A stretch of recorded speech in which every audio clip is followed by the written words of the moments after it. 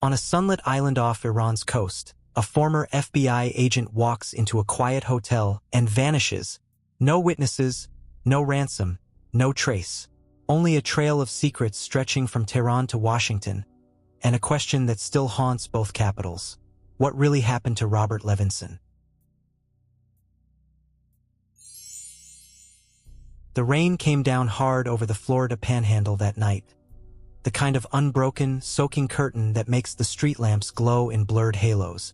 Inside a quiet residential neighborhood in Gulf Breeze, a silver BMW rolled to a stop at a closed security gate. Behind the wheel, Sonia Dobbs squinted through the wipers, punching in a keypad code that didn't work. Twice. She had no way of knowing that, in just a few minutes, she'd be staring into the hollowed eyes of a man the United States government had, for years, claimed it couldn't find. A man who had, by then, been missing in Iran for over 3 years. The request had come out of the blue, a call from a longtime acquaintance of her boss. Not the type to waste time on small talk. The message was simple: we've got something. We think it's him. By the time she was ushered into the kitchen of attorney David McGee's home, Sonia had the file open. First, the screen was black. Then, a gaunt face underlit, eyes too deep for the sockets that held them. Gray stubble clung to the jaw. A voice, measured at first, then breaking, filled the room. For my beautiful, loving, loyal wife, for my children, my grandson, and for the United States government, I have been held here for 3.5 years. I am not in good health. I am running out of diabetes medicine. It was Robert Levinson, former FBI agent, private investigator, contract consultant for the CIA, and, for 1,278 days, an American ghost lost in the shadows of the Islamic Republic of Iran. The man in the video was nothing like the broad-shouldered, easy-smiling investigator his friends remembered. He looked like someone else entirely, someone who had been pared down to the barest form of himself by time, hunger, and captivity. And yet, to those who knew him best, the voice was unmistakable. In that small Florida kitchen, as the rain kept falling outside, the reality hit like a gut punch. After years of silence, there was proof of life, but there was also a clock ticking in the background, and no one knew how much time was left. Robert "Bob" Levinson had never been the type to fade quietly into retirement. Law enforcement wasn't just his profession. It was in his bloodstream. Born in 1948, raised in a working-class New York family, Bob grew up on stories of war, espionage, and the intricate chess game of catching criminals who thought they were untouchable. Even as a kid, he studied people. He listened more than he spoke. By the time he joined the FBI, he'd already served with the DEA, learning how to flip informants, handle volatile personalities, and navigate the shadowlands between legality and necessity. Over the decades, Levinson became a master of the long game. He wasn't the cowboy kicking down doors. He was the one who could walk into a room full of criminals and leave with 3 new sources, each thinking they had the upper hand. But that skill came with a price. In the murky world of informants, alliances shift. Trust is transactional. And by the mid-2000s, as the Cold War gave way to the War on Terror, Levinson's career was evolving into something both more lucrative and more dangerous. When he left the Bureau in the late 1990s, he followed the path many senior agents took, into the booming business of private intelligence. Corporations, law firms, and even governments were paying top dollar for information. Sometimes that meant chasing counterfeit cigarette rings in Eastern Europe. Other times, it meant tracing money flows linked to corruption, terrorism, or organized crime. By 2006, Levinson had secured a part-time consulting contract with a CIA analytical unit called the Illicit Finance Group. Officially, it was about writing reports, gathering open-source intelligence, and leveraging old contacts. Unofficially, according to people who knew his work, it was about going places and talking to people the U.S. government couldn't be seen approaching directly. That line, the one between analyst and operative, was thin. And in the spring of 2007, Levinson stepped across it in a way that would change everything. His plan was simple on paper: fly to Kish Island, a free trade zone off the southern coast of Iran, and meet with a source, a fugitive American named Dawud Salahuddin, wanted for the 1980 assassination of an Iranian diplomat near Washington, D.C. Salahuddin had been living openly in Iran for decades, and Levinson believed he could persuade him to cooperate. Whether the trip was really about Salahuddin, or whether it was part of a deeper, unofficial effort to gather intelligence on Iran's internal politics and economy, has been the subject of years of secrecy, denial, and bitter accusations between Levinson's family and the U.S. government. What's certain is that on March 9, 2007, Levinson checked into a hotel on Kish Island. He met with Salahuddin that morning, and by that evening he had vanished.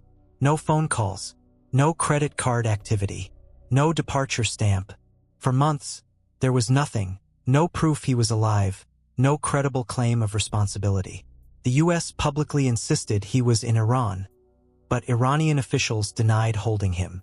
Behind closed doors, there were whispers of Revolutionary Guard prisons, intelligence bargaining, and missed opportunities to negotiate. And now, in November 2010, here he was emaciated, pleading, alive. A message in plain sight with no clear sender. The video didn't answer the question everyone had been asking for nearly 4 years. It only deepened the mystery. Who was holding Robert Levinson, and why? That night in Florida, as the laptop screen faded to black, the kitchen fell into silence. Outside, the rain kept falling. Inside, the people who had just watched the message understood that the fight to bring him home was about to begin again. But this time, it would be a fight against not just a hostile foreign power, but against the inertia, secrecy, and political calculations of their own government. And for those who loved him, there was one thought that would not go away. The man in that video could be dead in weeks, maybe days, if nothing was done. Long before Robert Levinson became a ghost in Iran, he was a kid in New York with an unusually clear idea of what he wanted to be. Most teenagers flirt with dream jobs, astronaut one year, rock guitarist the next, but Levinson's ambition never wavered. From the moment he saw a 1940s FBI propaganda film called The House on 92nd Street, he was hooked. It was a post-war noir about a college student who infiltrates a Nazi spy ring for the Bureau. It was glossy, patriotic, and unapologetically heroic. The kind of movie that didn't just entertain. It recruited. Levinson wasn't the fastest kid in gym class, nor the loudest at parties. But he was curious, observant, and had an almost unnerving ability to make people talk. Teachers noticed he could listen for 10 minutes, ask 2 questions, and suddenly his classmates would be telling him things they didn't mean to share. In the tight-knit working-class neighborhood where he grew up, that talent was an asset. People trusted him. And once he decided he wanted a life in law enforcement, he treated it like a mission. After earning his degree from City College of New York, Levinson joined the Drug Enforcement Administration. Not glamorous, not easy, but it was a fast track to the 5 years of investigative experience the FBI required. The DA years taught him the first rule of the job. The best cases don't start with evidence. They start with people. It was during this time that Levinson began cultivating informants, a skill that would become his signature. In the gritty late 70s drug wars, it wasn't about sting operations that played out in hours. It was about relationships that built over months or years. Coffee in a diner, favor here, piece of advice there, and eventually trust, or at least the transactional version of it that existed between a federal agent and someone on the wrong side of the law. By the time the FBI brought him on in 1978, Levinson already had a reputation for turning sources others couldn't crack. He started in Los Angeles, but soon transferred to New York, where organized crime was less a criminal enterprise than an industry. Here, Levinson thrived. He handled high-level mafia cases, navigated the politics of interagency turf wars, and kept his sources close. Some were small-time crooks looking to shave years off a sentence. Others were deeply embedded players feeding him a drip of gold in exchange for protection. He wasn't a headline chaser. He was a builder. Cases took time, and he was willing to let them grow. A dangerous strategy in a culture that often rewarded quick arrests over long-term infiltration. It also made him enemies. Inside the Bureau, not everyone admired his style. When a major organized crime investigation blew up over disputes about how a key informant was handled, Levinson's career in New York was derailed. The reassignment to Miami was officially a fresh start. But it was also a reminder that, in the FBI, success was only part of the equation. You also had to survive the politics. In Miami, the work was no less dangerous, but the cast of characters changed. Gone were the cold, closed-door sit-downs of the Genovese family. Here, the air was hot, the colors brighter, the crimes more cinematic. Colombian cartels were moving cocaine by the ton. The violence was as public as it was brutal. Levinson adapted. He found new sources in unexpected places, including a fashion photographer who doubled as a conduit to cartel leadership. Together they ran elaborate deception plays, creating fake identities and scenarios to coax information out of people who would never willingly talk to U.S. law enforcement. In the early 1990s, just as the cocaine wars were peaking, another wave of organized crime arrived, Russian syndicates flush with cash from the collapse of the Soviet Union. They brought with them a style of criminal enterprise that mixed the brutality of mob life with the sophistication of international finance. Levinson became one of the Bureau's go-to experts on Russian organized crime, which drew him into circles where FBI and CIA interests overlapped. He learned that while the two agencies competed fiercely, they sometimes needed each other, and people like him were the bridge. This was the slow pivot in his career. Without realizing it, Levinson was becoming something more than an FBI agent. He was becoming an operator, someone who could move between worlds: law enforcement, intelligence, private investigation. When he finally retired from the Bureau in 1998, it wasn't because he wanted to slow down. It was because he wanted to cash in on his skills and keep working the kinds of cases that still felt meaningful. Private clients paid well. Some were corporations fighting counterfeit goods. Others were law firms navigating international lawsuits. But behind the official invoices, Levinson still fed information to the agencies, kept his network alive, kept the doors open. And when, in 2006, a longtime CIA contact named Jablonski offered him a part-time consulting role, it must have felt like coming home. A way back into the game without the bureaucracy. The job was supposed to be simple: collect intelligence on international corruption and illicit finance, write it up, send it in. But Levinson's way of working was never simple. He liked the field. He liked the human contact. And he liked the thrill of chasing stories other people couldn't or wouldn't touch. Which is why, less than a year later, he was preparing for a meeting on an Iranian island with a man the U.S. considered both a fugitive and a terrorist. It was the kind of operation no one would admit was happening, until it went wrong. By early 2007, Robert Levinson was restless. The CIA consultancy had given him access to a stream of potential leads, and his own Rolodex, decades deep, meant he could often get to people and places the agency couldn't. But the cases that came across his desk didn't all carry the kind of gravity that lit him up inside. Iran, however, was different. That winter, the CIA's illicit finance group, the unit that had contracted Levinson, was under pressure to produce anything it could on the Islamic Republic. The nuclear dispute between Tehran and Washington was intensifying. Sanctions were tightening. The Bush administration wanted actionable intelligence, financial records, internal rivalries, corruption scandals, anything that could give the U.S. leverage. For Levinson, Iran wasn't familiar ground. He didn't speak Farsi. He had no history in the region. But he did have one contact, a man unlike anyone else in his files. His name was Dawood Salahuddin. Born David Belfield in the United States, Salahuddin had converted to Islam in the 1970s and embraced the ideology of Ayatollah Khomeini. In 1980, wearing a stolen postal uniform, he'd walked up to the Maryland home of an ex-Iranian diplomat and shot him dead at point-blank range. Then he disappeared, surfacing weeks later in Tehran, where he lived openly for decades, untouchable by U.S. law. Salahuddin wasn't just a fugitive. He was a bridge into a part of Iran's political landscape almost no Americans could touch, an insider-outsider with ties to both the Islamic government and the expat community. In 2002, Levinson's longtime friend, retired NBC journalist Ira Silverman, had traveled to Iran and interviewed Salahuddin for a magazine piece. The two had stayed in touch, and through Ira, Levinson saw an opening.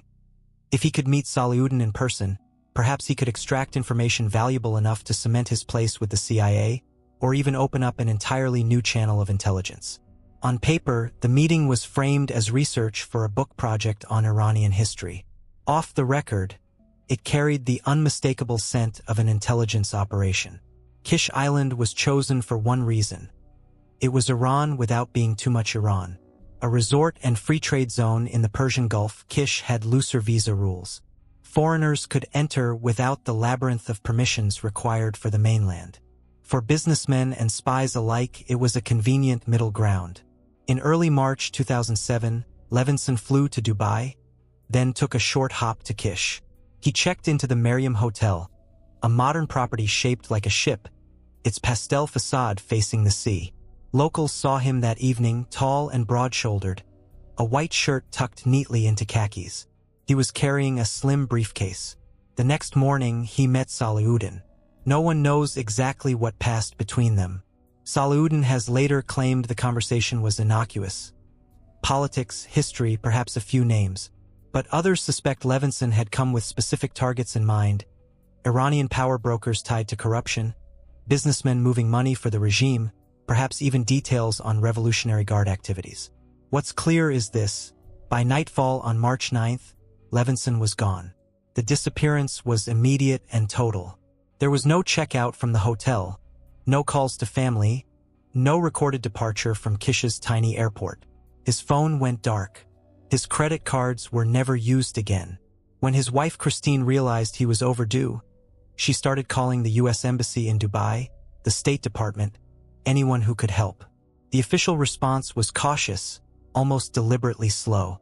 Iran, they were told, denied holding him. Behind the scenes, the CIA had a problem. Levinson wasn't supposed to be running operations in Iran. His contract, on paper, was for analytical work, collecting information from existing contacts, not traveling into hostile territory to develop new ones. If word leaked that he'd been there on agency business, it wouldn't just be a diplomatic headache. It could be seen as a violation of U.S. policy and give Iran a propaganda victory.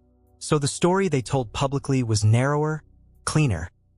Levinson was a private investigator on a business trip, working on a case unrelated to U.S. intelligence. It was a line the government would stick to for years, even as evidence mounted that his trip was, at the very least, CIA-adjacent.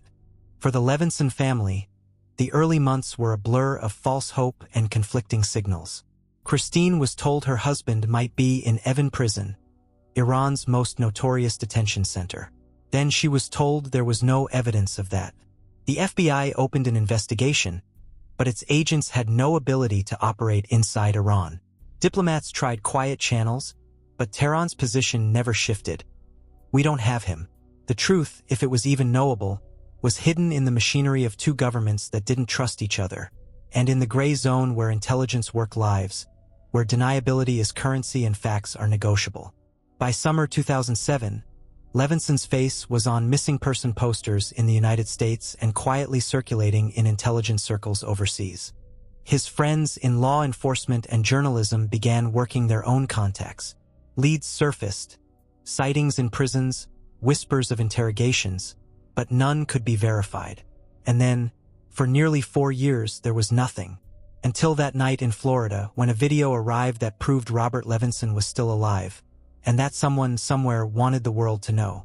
The first hours after a disappearance are everything. Every investigator knows it.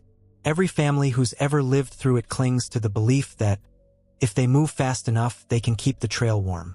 For Christine Levinson, the clock started the moment she realized her husband hadn't called. Robert was many things. Unpredictable, stubborn, sometimes maddeningly independent, but he wasn't careless. He checked in when he traveled. He let her know when he'd landed. And if he ever went silent, there was a reason. The call to the U.S. Embassy in Dubai was met with polite concern, but no urgency. A missing American in Iran, even on Kish Island, was a problem that couldn't be solved from an embassy in another country. Staff promised to look into it, but offered nothing concrete. Back in Florida, the phone tree began. Friends from the FBI, contacts in law enforcement, even old neighbors, anyone who might know someone who could cut through the red tape. Within hours, the network was alive. Former colleagues calling in favors, retired agents reaching out to field offices, journalists sniffing around for leads. The first whisper of hope came from within the intelligence community. There was a possibility, they said, that Levinson had been detained by Iranian security services. Kish Island might have been a visa-free zone for tourists, but it was also crawling with Revolutionary Guard watchers. If Levinson had met with Salahuddin, it wouldn't have gone unnoticed. That raised a question no one wanted to answer publicly. Was this just bad luck, or had he been targeted? Inside Washington, the early conversations were clipped, cautious. On one side were officials who wanted to push Tehran hard, to demand answers, make noise, force the issue into the open. On the other were those who argued for quiet diplomacy, warning that a public confrontation might push the Iranians to dig in deeper. The State Department's public line was deliberately vague. An American citizen was missing. The U.S. was seeking information. Nothing about the CIA. Nothing about a meeting with a fugitive wanted for murder. Meanwhile, leads began to trickle in, each more tantalizing than the last, each dissolving under scrutiny. One source claimed Levinson was being held in Evin prison, the walled fortress on the edge of Tehran where political prisoners disappeared into a bureaucracy of silence. Another suggested he'd been transferred to a smaller, secret detention site controlled by the Revolutionary Guard. Friends inside the bureau leaned toward the prison theory.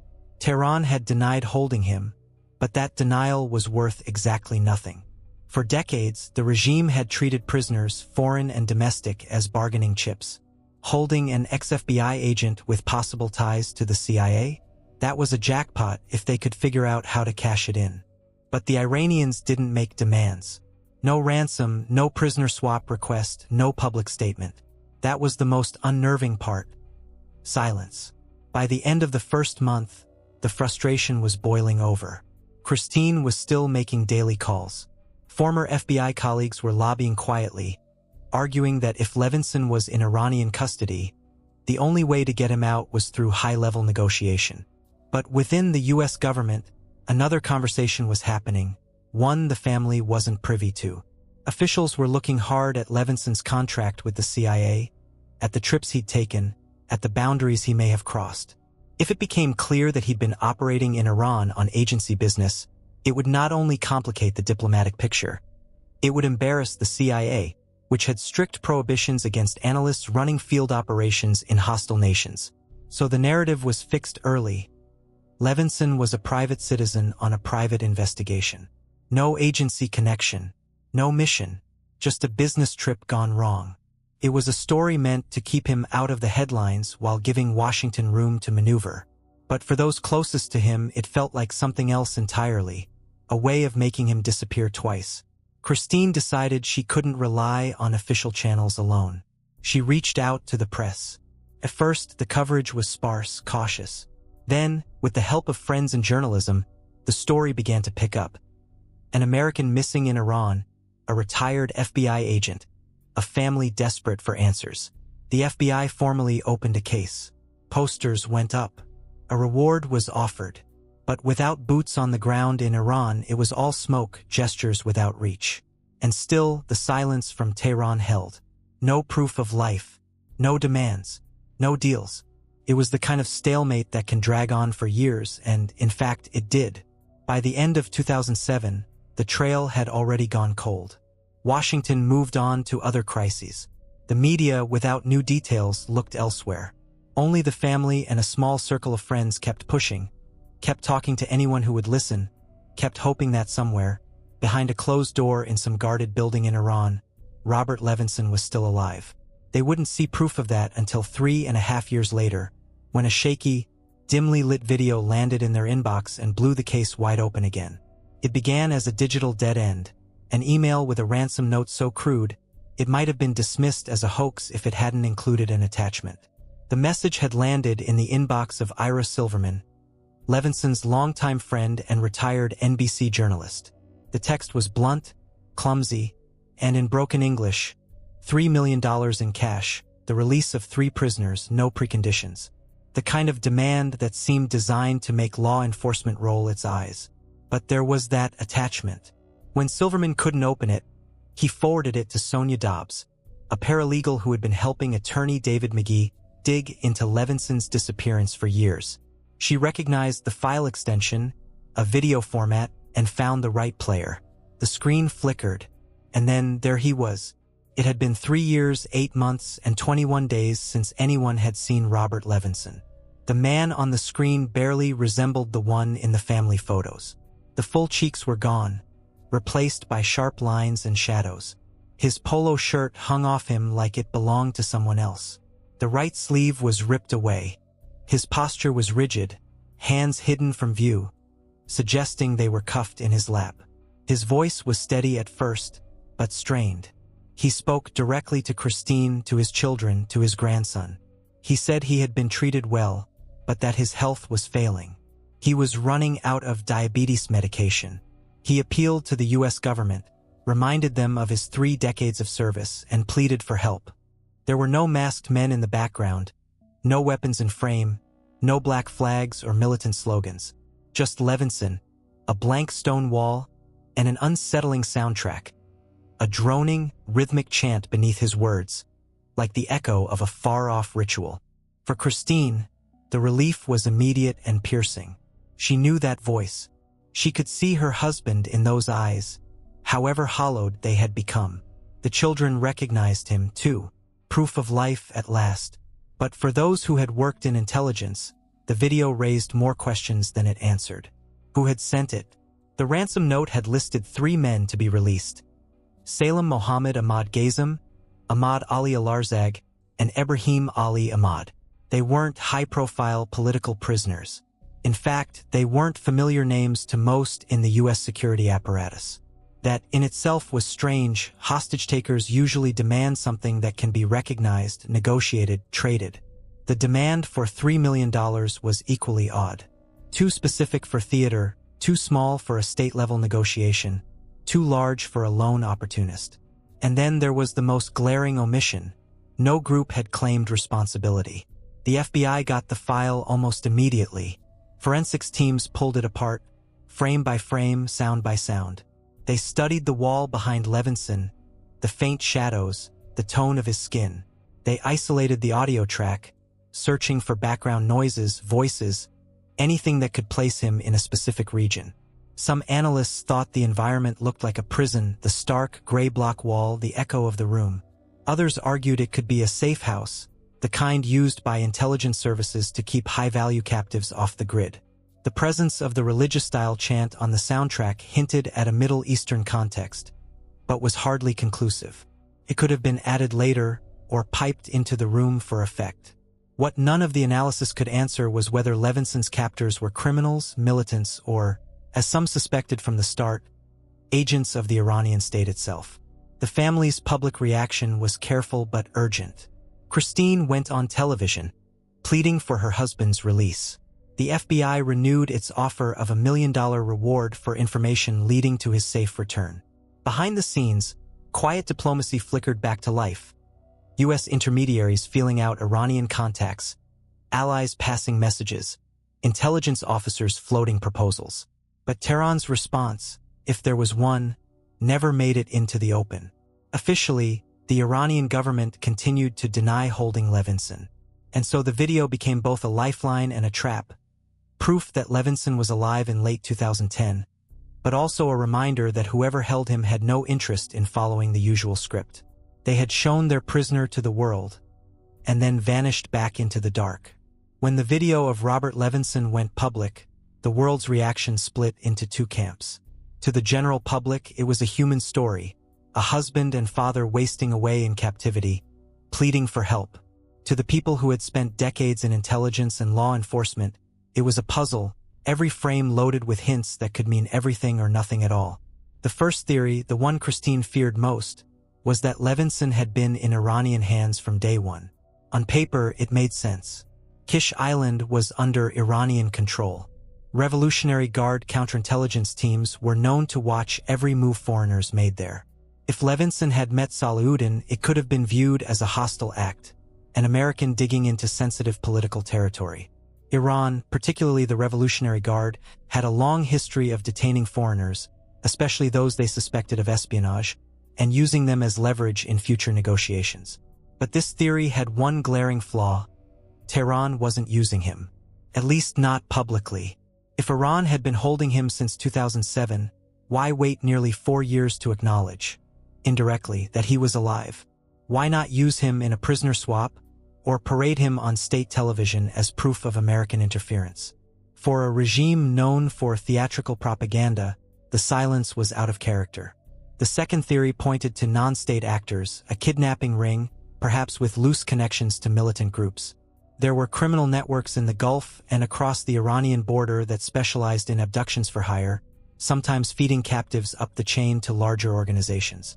The demand for $3 million fit a criminal logic better than a geopolitical one. And the specific request for the release of 3 little-known prisoners could suggest the captors had a personal stake, not a national one. The problem here was logistics. Holding a man like Levinson for years required resources, secure facilities, guards who could keep their mouths shut, food, medical care. That kind of long-term operation wasn't common for freelance kidnappers. The longer they kept him, the more expensive and dangerous it became. The third theory was murkier, a hybrid of the first two.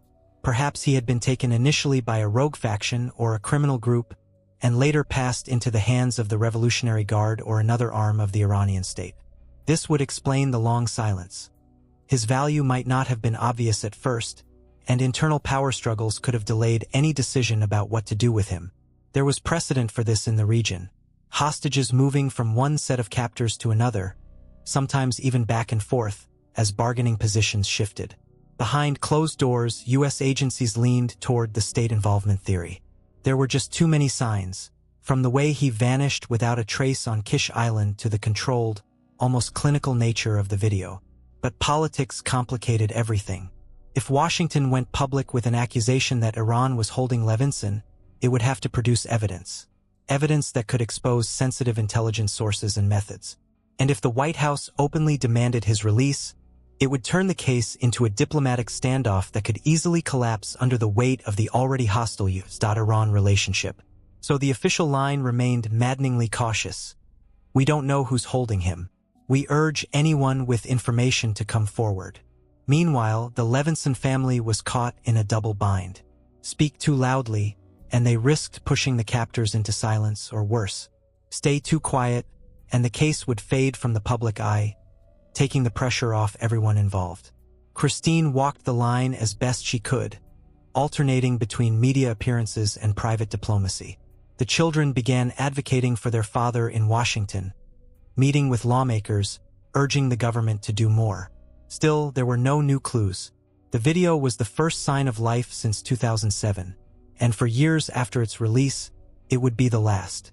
Officially, Robert Levinson was not a CIA spy. That's what the agency told the press, Congress, and even, at times, his own family. He was described as a private citizen on a private business trip. But the reality was far more complicated, and everyone who knew the intelligence world understood it. Levinson had been working for a CIA analytical unit called the Illicit Finance Group, a small team tasked with tracking international corruption, money laundering, and the shadowy flow of funds that fueled terrorism and rogue states. His contract was explicit on paper. 10 written reports over the course of a year, using existing contacts to gather information that could be compiled and analyzed at Langley. Analysts weren't supposed to run operations. They weren't supposed to meet new sources in hostile territory. And they certainly weren't supposed to set foot in Iran. But that was the problem with Levinson, and the reason some inside the agency valued him so highly. He didn't stay behind a desk. In practice, Levinson worked the way he always had in the FBI, through people. He believed that information was currency, and the best way to get it was face-to-face. Phone calls and emails could be intercepted. Rumors could be filtered. But in-person meetings, those were where you could read body language, test a story, and push for more. That philosophy didn't mesh neatly with the CIA's rules for analysts. Analysts were the brains of the operation. The hands, the people who went into the field, belonged to the Directorate of Operations, the spies. Mixing those roles was like crossing electrical wires in an old house. Sometimes it worked, sometimes it burned everything down. And Jablonski, the CIA analyst who brought Levinson on board, had known him for years. She understood his value, the depth of his network, his skill at cultivating informants, his nose for the kinds of leads that could take months for a field operative to develop. But she also knew that, technically, he wasn't supposed to be doing what he was doing. The CIA has strict internal firewalls to protect against rogue operations. An analyst recruiting a contractor to run an unsanctioned meeting in Iran was not just bending the rules. It was potentially breaking them in ways that could be career-ending if exposed. And then there was the timing.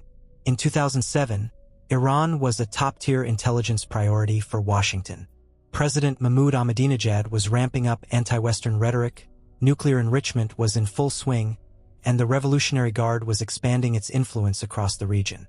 For the illicit finance group, this meant a constant search for new ways into the country's financial and political inner circles.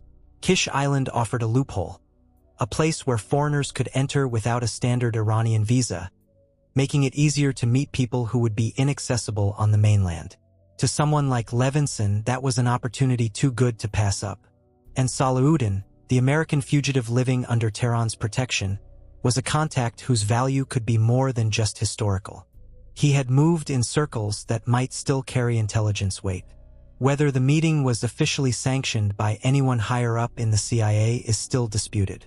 Some former officials insist it was, and Jablonski's project, operating in a gray zone without formal approval. Others argue there must have been at least tacit clearance from someone in the chain of command. A trip to Iran, even to Kish, was too risky to be a complete off-the-books play.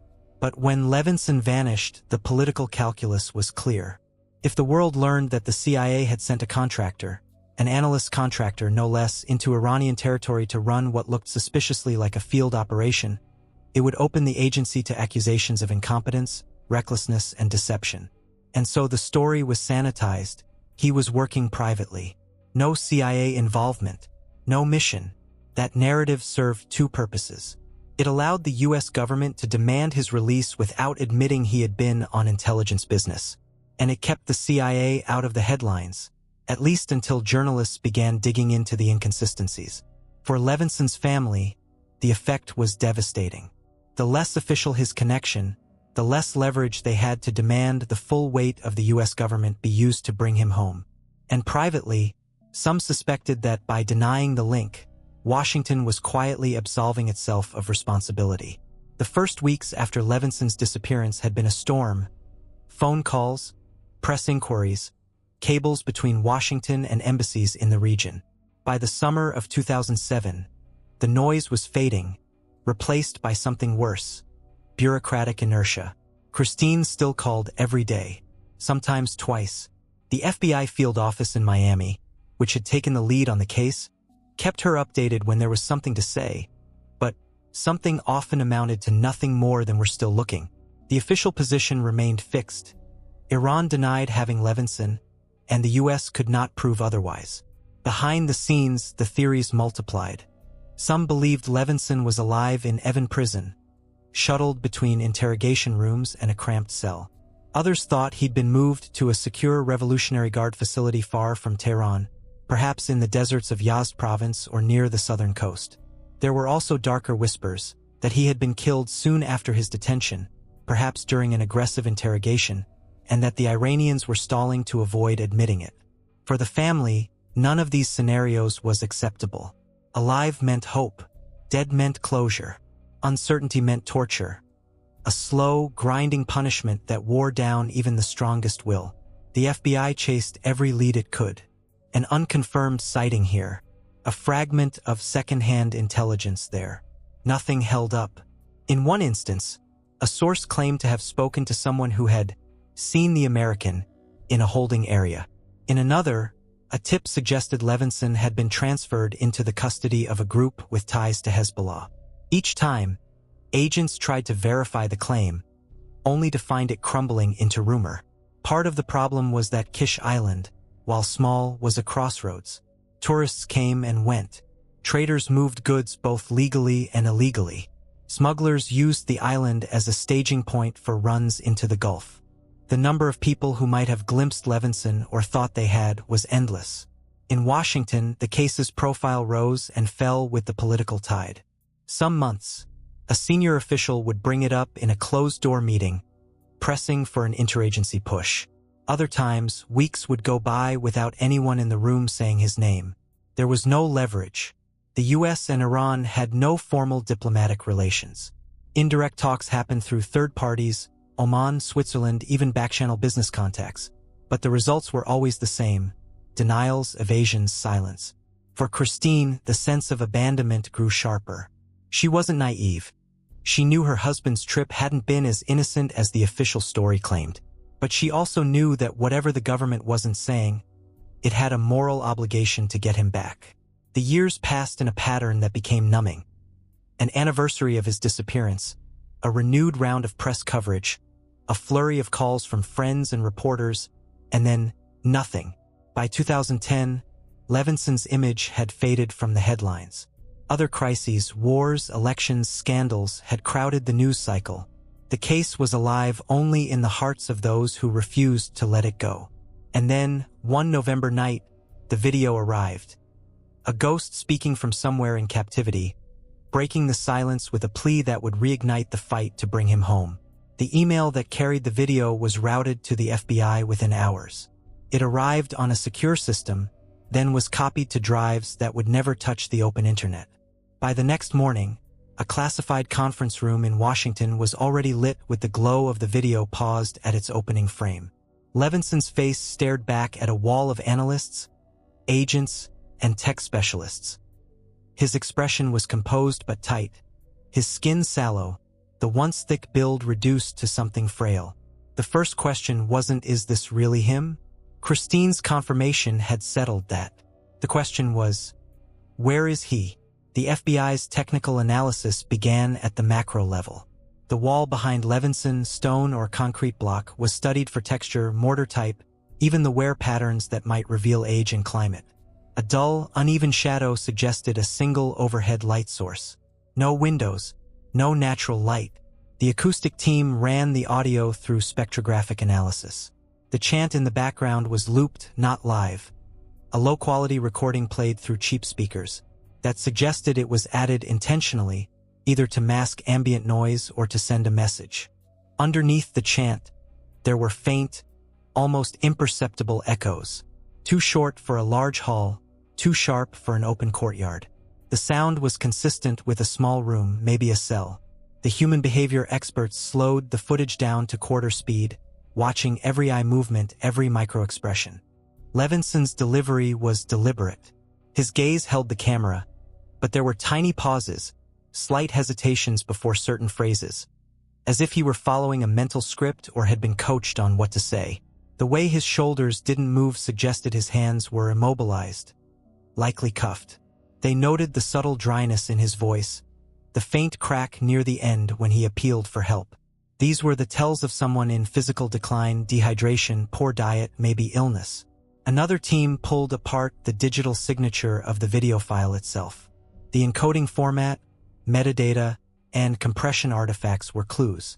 Some timestamps were scrubbed, but remnants hinted the file had been processed on a machine using settings common in parts of the Middle East. The program that created the final version wasn't widely used in Iran, but that didn't rule it out. In intelligence work, nothing ruled anything out. The ransom note that accompanied the video was just as baffling to analysts as it had been to the family. The demand for $3 million was oddly specific, but the named prisoners were almost unknown quantities. Each name was run through databases, Interpol notices, U.S. Treasury sanctions lists, regional arrest records.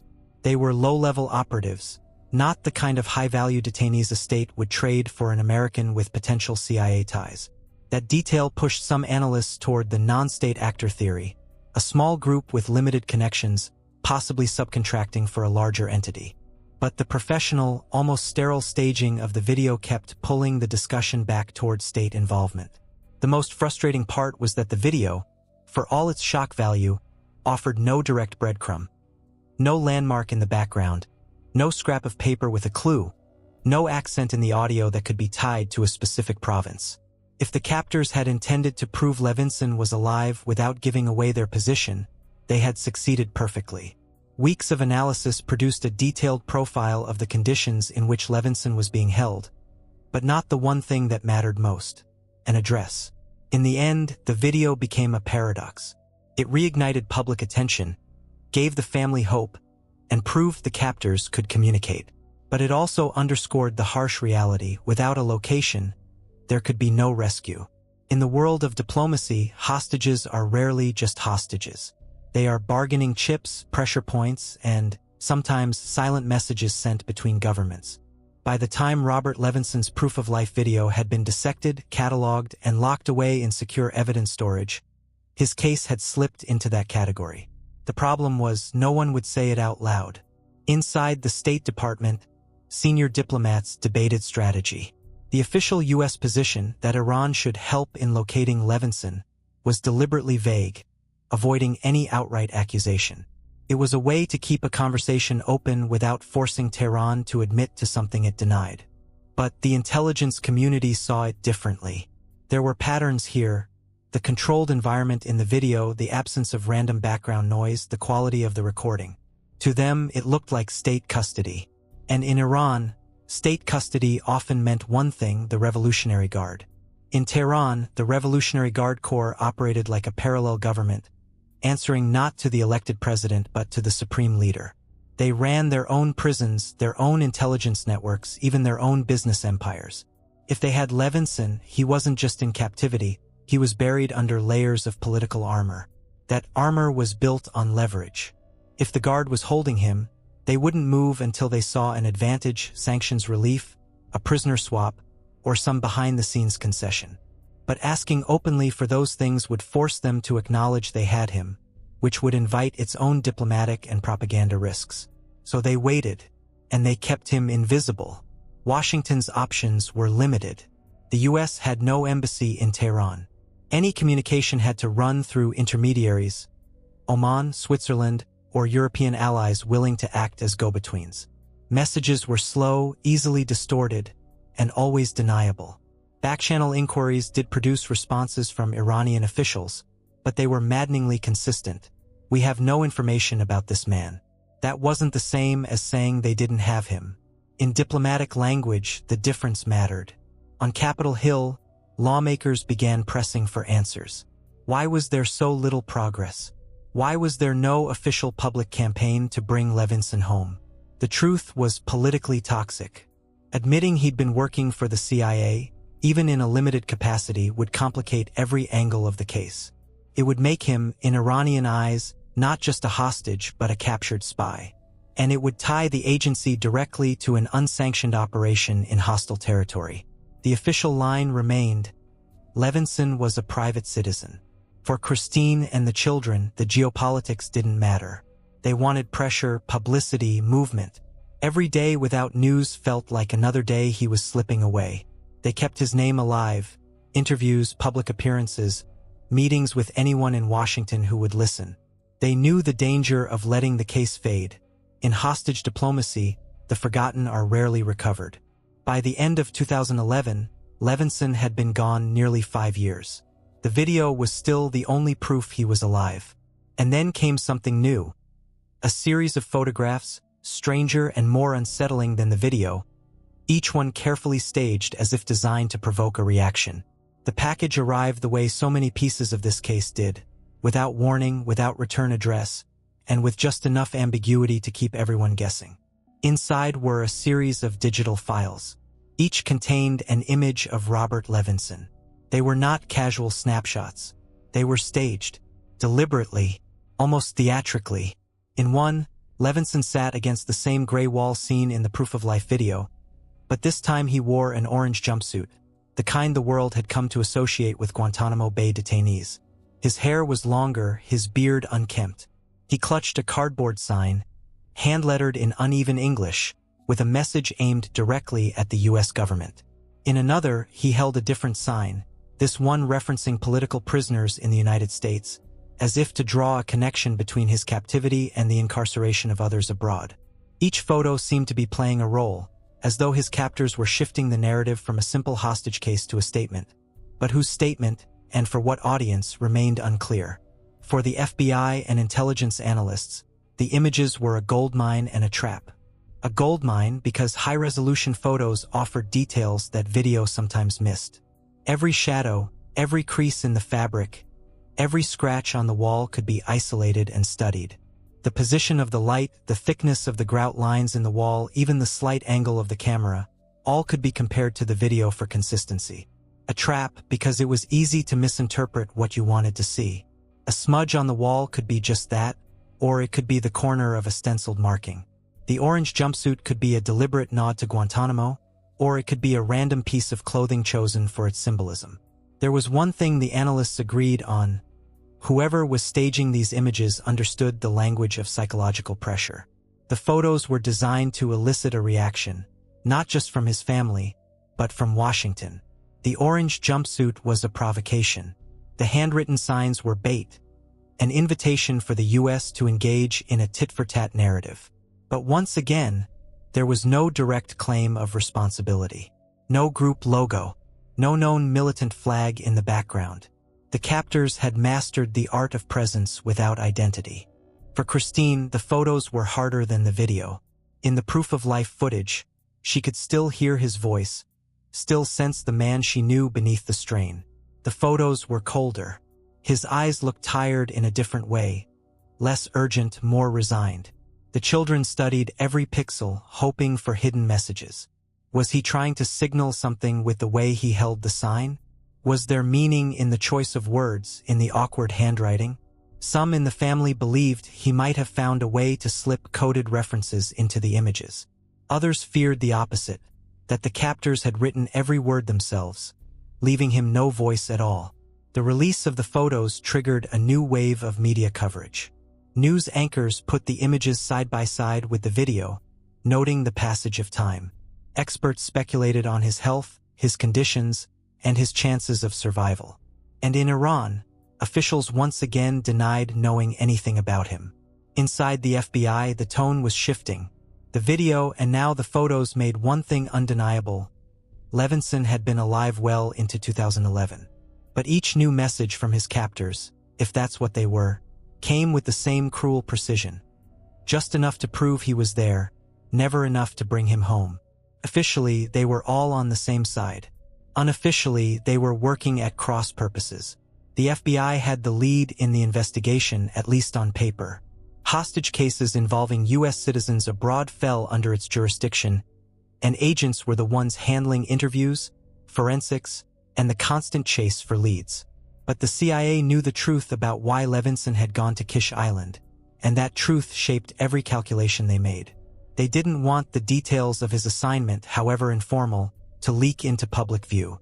Acknowledging that an analyst's contractor had been running what looked like an unsanctioned field operation in Iran was a political time bomb.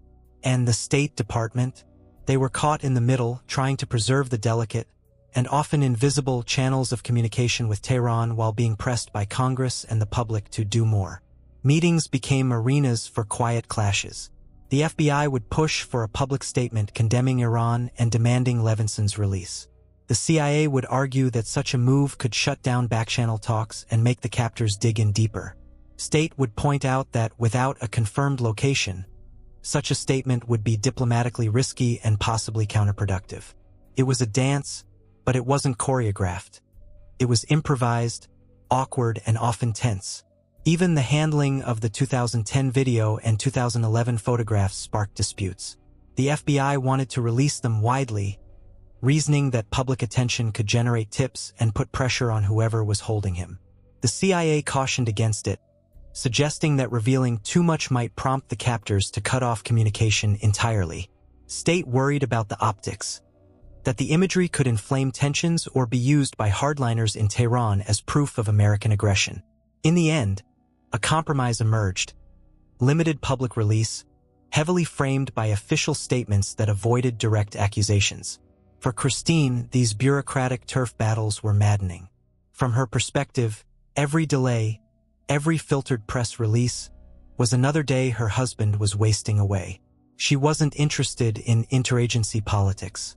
She wanted action, and she began to suspect that each agency had its own reasons for keeping the case in limbo. The FBI needed to appear active without producing results that might embarrass the CIA. The CIA wanted to manage the fallout without admitting their role. State wanted to keep the hostage issue separate from the already volatile US-Iran relationship, which was entangled in nuclear negotiations and regional proxy conflicts. Meanwhile, leads continued to trickle in and die. A man claimed he had seen Levinson in a small town outside Bandar Abbas. A source suggested he had been moved to Baluchistan. Another whispered he was in Syria under the control of an allied militia. Each report was investigated, each dissolved into rumor. By 2012, the pattern was set: proof of life, a burst of activity, no breakthrough, silence. But that year would also bring something different, an opportunity for possible direct engagement with Iran through a surprising intermediary: Oman. Oman had a history of quiet diplomacy, playing the role of discreet go-between for adversaries who couldn't be seen talking to each other. And now, for the first time, there was a hint that Tehran might be willing to at least discuss the Levinson case, though not in any official, recorded way. It was a fragile opening. Whether it would lead anywhere was far from certain. If there was one country in the Gulf that could talk to everyone without setting off alarms, it was Oman. Wedged between Saudi Arabia, Yemen, and the Arabian Sea, Oman had built a reputation as the region's discreet mediator. A nation whose ruler, Sultan Qaboos bin Said, valued stability over spectacle. His government had quietly brokered delicate prisoner exchanges, eased tensions between warring neighbors, and, crucially, maintained cordial relations with both Washington and Tehran. In 2012, as the Levinson case languished in stalemate, Oman signaled a willingness to help. The first contacts were tentative. Through diplomatic channels, Omani intermediaries inquired, gently, whether Iran might be open to discussing the missing American. The phrasing was deliberate. They didn't ask if Iran had Levinson. They asked if Tehran could assist in clarifying his whereabouts. The response was, in its way, encouraging.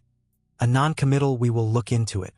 In the world of hostage diplomacy, that was more than a door cracked open. It was a flicker of movement in a wall that had been solid for years. For Christine and the family, the idea that a third party might bridge the gap brought a surge of hope. She had learned by now to temper her expectations, but Oman's reputation gave her reason to believe something might shift. For the FBI and State Department, the challenge was how to coordinate. Oman wasn't going to negotiate in a crowded room. They wanted one point of contact, and they preferred those talks to happen in absolute secrecy. The CIA's stance was cautious. Any breakthrough that risked exposing Levinson's CIA ties could collapse before it began. Oman, they argued, had to be handled delicately, given just enough information to operate effectively without arming Tehran with a propaganda win. By late 2012, quiet messages were moving between Muscat, Washington, and, through Omani envoys, Tehran. Nothing was put in writing, nothing official. According to accounts later pieced together, the Iranians' line remained familiar. They denied holding Levinson. But the very fact they were engaging, even obliquely, suggested they knew more than they were admitting. In diplomatic code, "we're looking into it" often meant "we know exactly what you're talking about, but we're deciding how to play it." The talks were fragile. At the same time, the US and Iran were inching towards secret discussions on another explosive issue: Iran's nuclear program. That made the timing of the Levinson case both promising and perilous. Promising because goodwill gestures, like the release of a missing American, could smooth the path toward broader agreements. Perilous because raising the case too aggressively could make it a bargaining chip, something to be traded rather than resolved on humanitarian grounds. Through it all, Oman maintained its role as the soft-spoken messenger. They offered to pass along letters from Christine. They suggested possible scenarios for finding Levinson without either side losing face. One floated idea was that he could be discovered in the custody of a rogue faction, allowing Iran to deny official involvement while still returning him. But months passed without movement. The door had opened just enough to prove there was a door, and then stayed exactly where it was. For the family, it was another cycle. Hope, waiting, silence. And in Washington, frustration was growing. Oman had bought access but not progress. By early 2013, the message from Tehran via Oman was the same as it had been since 2007. "We'll let you know if we learn anything." By 2013, the stage was shifting. The Obama administration had quietly begun exploring a possible nuclear agreement with Iran, a deal that could curb Tehran's uranium enrichment program in exchange for sanctions relief. Publicly, the two nations still treated each other as adversaries. Privately, diplomats and technical experts were starting to meet in discreet, guarded venues, often facilitated by Oman. Robert Levinson's name was not on the official agenda, but his presence, or rather his absence, was in the room all the same. For Washington, the hostage issue was a pressure point that could be applied if talks stalled. A humanitarian gesture from Iran, such as releasing Levinson or confirming his whereabouts, could be framed as proof of good faith. For Tehran, the calculus was different. If they did, in fact, have him in custody, handing him over could be seen as an early concession. Something they would rather save until the deal was in its final stages, when the return would buy them the maximum reward. And if they didn't have him, then he was still useful as a phantom, a mystery they could promise to investigate as a token of cooperation, without actually giving anything away. The CIA's position remained guarded. They worried that putting Levinson directly into the nuclear talks could backfire. If Iran saw him as a bargaining chip of high value, they might demand a price the US couldn't or wouldn't pay. Worse, they could go public with evidence of his CIA ties, undermining not only the humanitarian narrative but also the negotiations themselves. State Department envoys saw it differently. In their view, ignoring Levinson during these rare face-to-face opportunities was a missed chance. At the very least, they argued, the US should demand proof of life as part of building confidence measures. The FBI, always more focused on the individual than the grand strategy, sided with state.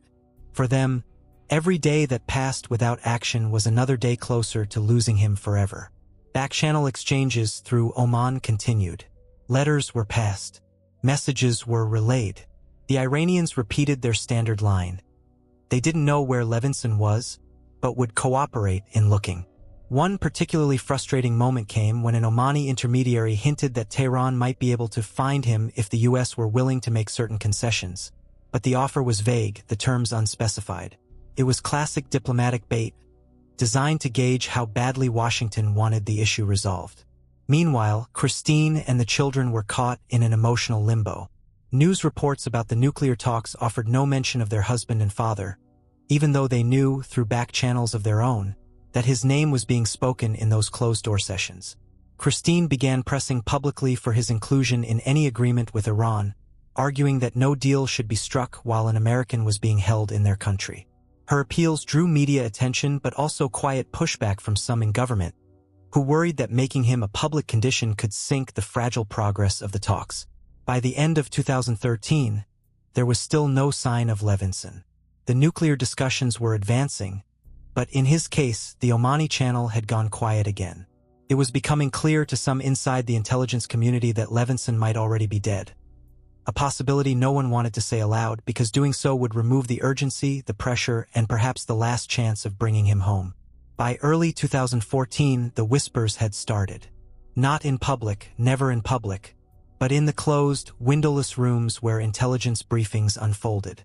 The question wasn't asked outright, but it was there, lingering in the pause between sentences. What if Levinson isn't alive anymore?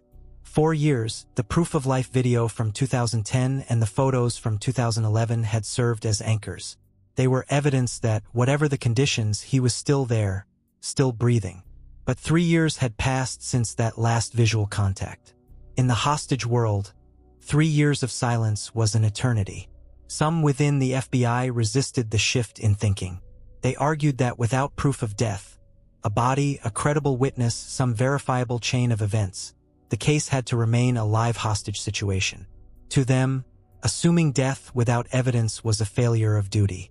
Others, especially in the intelligence community, began quietly recalculating. If Levinson had died in captivity, whether from illness, neglect, or deliberate action, then the strategy had to change. The focus would move from recovery to accountability, from bring him home to find out what happened. For Christine, this undercurrent was not hidden for long. She could hear it in the way officials spoke during briefings. The sentences were softer, the assurances thinner. "We're doing everything we can to locate him," had subtly become, "We're still working to determine what happened to him." She refused to accept it. Without proof, there was no death. Without death, there was still hope. The children followed her lead. They had already endured years of uncertainty. They would not let the government lower the curtain without giving them something concrete. Inside the agencies, the question of how to handle the case grew more complicated as the nuclear talks with Iran moved toward a framework agreement. Levinson's name still came up in private sessions, but now it was framed differently. If he's alive, he should be part of the deal. And if he wasn't, then pressing the matter risked forcing Iran into a defensive denial that could poison the talks. The CIA's position hardened. Without fresh intelligence suggesting he was alive, pushing aggressively risked more harm than good. The FBI pushed back. Their job was to keep the case active until there was closure, not to fold it into geopolitical chess. By mid-2014, the Omani channel had cooled. Messages were fewer, less promising. The Iranian line had not changed. "We know nothing." In truth, the lack of information was its own kind of information. If Levinson were alive and in custody, there would likely have been at least one more proof-of-life message. Hostage takers didn't sit on assets indefinitely without making use of them. The silence suggested either his captors no longer had him, or there was nothing left to have. Yet even as some officials privately braced for the worst, Christine doubled down on her public campaign. She gave interviews, appeared at events, and used every anniversary of his disappearance to remind the world that her husband's story was not over. It was as much defiance as it was hope, a refusal to let the official narrative shift quietly toward finality. The summer of 2015 was a season of high diplomacy. In Vienna, teams of negotiators from Iran, the United States, and 5 other world powers worked marathon hours to hammer out the joint comprehensive plan of action, the nuclear agreement that would dominate headlines and political debates for years to come. For Christine and her family, the spectacle was almost unbearable. They watched the motorcades, the photo ops, the late-night sessions splashed across the news, knowing that in some of those same rooms, at least in private, Robert Levinson's name had been spoken. They also knew how these things worked.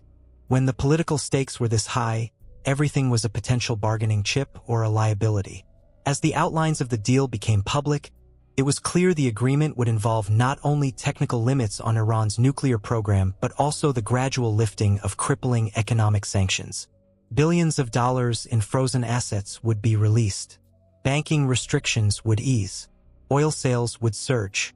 The question for the Levinson family was simple: what did the United States get for Robert? The answer came, in its way, in the absence of his name. On July 14, 2015, the nuclear deal was announced. It was a diplomatic breakthrough years in the making, hailed by its architects as a triumph of negotiation over confrontation. But in the long, detailed text of the agreement, there was nothing about Levinson. Not a clause, not a footnote. When reporters asked whether his case had been discussed, officials gave vague answers. Yes, they said, the United States had raised humanitarian issues. Yes, Levinson's case remained a priority. But no, it was not part of the agreement. For the family, the omission felt like betrayal. Christine went public with her frustration. She told interviewers she couldn't understand how the U.S. could make such sweeping concessions without securing answers, or his return. Her message was pointed. If the U.S. had the leverage to strike a historic deal, why didn't they use it to bring back an American citizen? Behind the scenes, officials argued that tying Levinson's fate directly to the nuclear deal would have risked derailing the entire agreement. Iran might have demanded terms the U.S. couldn't accept.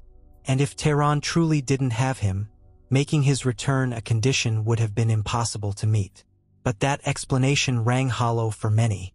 In Washington, some lawmakers, already skeptical of the nuclear agreement, seized on Levinson's absence as proof that the deal was flawed, that the administration had given away too much without getting enough in return. For the FBI agents still working the case, it was another blow. Years of chasing leads, of keeping his name alive, seemed to have been pushed to the margins of history in favor of a larger geopolitical prize. In Iran, the official line did not change. They denied holding Levinson, denied knowing where he was, and denied any connection to his disappearance. In the intelligence world, the deal's completion without mention of Levinson was read as a signal. If he had ever been in Iranian custody, he was either gone or of no further value to them. Christine refused to accept that. The day the deal was announced, she released a statement to the press. "My husband served his country for decades. He deserves to come home.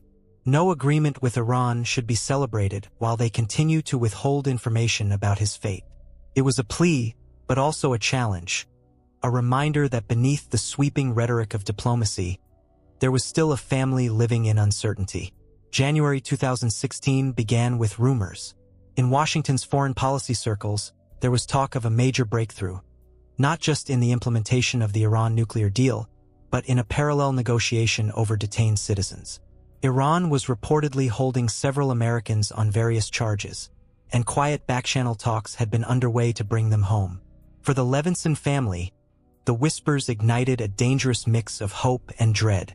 If a deal was being made to free Americans from Iran, surely Bob's name would be on the list. After all, he had been missing for nearly 9 years. The announcement came on January 16, 2016. 5 Americans were being released from Iranian custody in exchange for the U.S. granting clemency to 7 Iranians charged or convicted of violating sanctions, along with the dismissal of charges against 14 others. The freed Americans included Washington Post reporter Jason Rezaian, former U.S. Marine Amir Hekmatai, Christian pastor Saeed Abdini, and 2 others who had been held on espionage or political charges. The list was read out in press briefings, news articles, television broadcasts. Robert Levinson's name was not among them. In the hours after the announcement, reporters asked the obvious question: what about Bob Levinson? Secretary of State John Kerry's answer was careful, almost painfully so. He said the U.S. remained committed to finding Levinson and pressing Iran for answers. He confirmed that the U.S. had raised his case at every opportunity, but admitted there was no agreement for his release. Iranian officials repeated their denial. They did not know where Levinson was, and he was not in their custody. For Christine, the moment was crushing. She had watched other families receive the news she had been waiting nearly a decade to hear. She did not begrudge them their joy. She knew too well the agony they had endured, but the contrast was unbearable. Her children saw it in her face, the mixture of public composure and private devastation. That night, she released a statement. "We are happy for the families whose loved ones are coming home, but we are beyond disappointed that after all this time, the Iranian government still has not provided answers about Bob's fate." Inside the FBI, the swap was viewed with bitter pragmatism. The fact that Tehran was willing to release 5 high-profile detainees suggested they were clearing the deck of cases they could use for leverage. Levinson's exclusion implied one of 2 things. Either they had no control over him, or his situation was too sensitive to resolve in a public trade. The CIA's internal assessment leaned toward the latter. If the Revolutionary Guard had once held Levinson, he might have been lost, transferred, or even killed in circumstances Iran couldn't admit without implicating itself. The prisoner swap also marked a turning point in public perception. For years, Levinson had been listed as the American being held the longest overseas. But after January 2016, that title became a grim reminder that others had come home while he had not. It also marked the last major public moment in which Levinson was tied to official U.S. Iran negotiations. From that point on, his case became increasingly isolated, a tragic outlier in the narrative of diplomatic success. The years after the 2016 prisoner swap were marked by a steady, almost imperceptible drift. A case that had once sparked headlines now receding into the quiet, grinding persistence of unfinished business. The FBI still had a task force assigned to Levinson. Leads were still logged, evaluated, and pursued. But increasingly, those leads were less about where he might be and more about what might have happened to him. Some intelligence streams suggested he might have been moved between factions inside Iran, perhaps slipping from official custody into the hands of a rogue element or vice versa. Others hinted that he could have been transferred out of the country entirely, taken into Pakistani Baluchistan or even into areas of Afghanistan controlled by militant groups. But none of these threads could be pulled tight. They frayed in the same way. Unverifiable sources, conflicting timelines, and silence from Tehran. Privately, the intelligence community began preparing the family for the possibility no one wanted to name. Analysts examined his known medical history, diabetes, high blood pressure, and calculated the odds of survival after more than a decade in unknown conditions. The probability models were bleak. Some in Washington believed he might have died in captivity as early as 2011 or 2012, perhaps shortly after the last photographs were sent. Others held out for the idea that he had lived longer but passed away quietly in Iranian hands, his death concealed to avoid diplomatic fallout. Christine rejected any conclusion without proof. She had spent too many years watching officials hedge their language to accept anything less than concrete evidence. In every meeting, she repeated the same line: "Show me something I can hold in my hands, and then I will believe it." Her persistence kept the case alive in Congress. Lawmakers pressed for public commitments from the executive branch, ensuring that Levinson's name still appeared in resolutions, hearings, and press releases. But those commitments were increasingly about accountability rather than recovery. In 2019, the Trump administration announced a $25 million reward for information leading to Levinson's safe return. It was one of the largest offers ever for a missing American, a sign that the U.S. was still willing to spend political capital on the case. But to some observers, it was also a tacit acknowledgement that other methods had failed. The reward brought a brief flurry of tips. None panned out. By early 2020, 13 years after he had vanished on Kish Island, the tone shifted again. Senior U.S. officials briefed the family on a classified assessment, one that concluded Robert Levinson had likely died in Iranian custody. The details of how and when remained unclear, but the conclusion was based on multiple streams of intelligence. Christine listened, but she did not weep in that moment. She told them she still needed proof, something tangible that could close the circle. Without it, she said, the only certainty was uncertainty. The FBI, bound by both loyalty and realism, quietly updated its own internal posture. The Levinson case was now a recovery mission, not a rescue. On March 25, 2020, the Levinson family released a statement. It was the kind of announcement they had resisted for more than 13 years, an acknowledgement that the fight to bring Bob home alive was over. We recently received information from U.S. officials that has led both them and us to conclude that he has died while in Iranian custody. We don't know when or how, only that it occurred before the COVID-19 pandemic began. The words were stark. There was no euphemism, no soft landing. They thanked the U.S. government for its efforts and expressed the pain of knowing they would never again see him walk through their door. But they also made clear that this was not the end of the story, that the fight for accountability would go on. The public reaction was immediate and complex. Friends and former colleagues of Levinson described him as a man who had dedicated his life to service, first as an FBI agent chasing organized crime, later as a contractor working to protect U.S. security. News outlets revisited the timeline of his disappearance, replaying the grainy proof-of-life video and the haunting photographs from a decade earlier. In Washington, senior officials spoke of him in the past tense for the first time. President Donald Trump called him a great gentleman and said the U.S. would not rest in seeking answers. The FBI formally updated its wanted poster to reflect that Levinson had likely died in Iranian custody. Iran's reaction was as familiar as it was infuriating. Officials once again denied holding Levinson, denied any knowledge of his fate, and expressed sympathy for the family's loss. A statement that rang hollow in the ears of those who had spent years pressing Tehran for the truth. For Christine, the denial was another wound layered on top of grief. If the Iranians were telling the truth, she thought, why had they not done more to help? And if they were lying, why did they think the world would believe them now? The COVID-19 pandemic, then in its early months, meant there would be no public memorial, no gathering of the hundreds of people whose lives Bob had touched.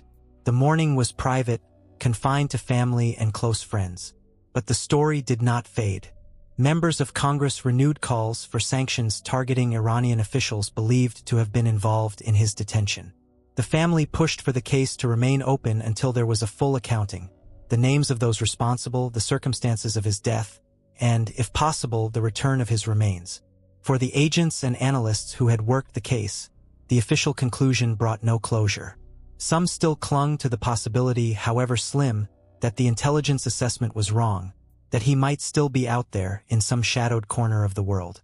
Others accepted the reality but burned with frustration over the years lost to bureaucratic delays, diplomatic caution, and the careful parsing of truth.